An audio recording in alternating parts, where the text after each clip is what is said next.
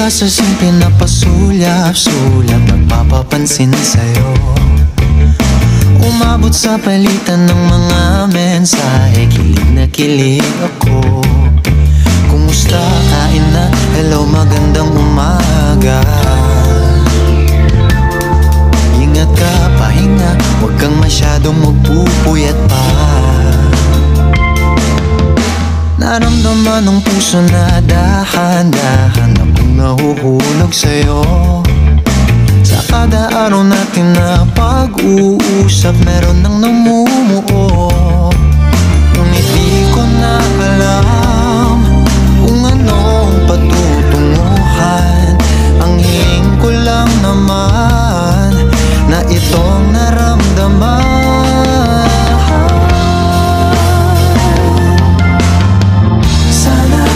Sana naman ay mapagbigyan na at nang mapakinggan ang tibok ng puso kong sa'yo lang naramdaman ng tunay na kaligayahan.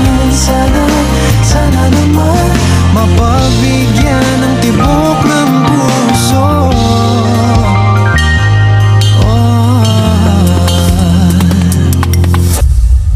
Ngunit biglang katahimikan, wala namang matandaan na nasabi baka sakaling ika'y aking nasaktan.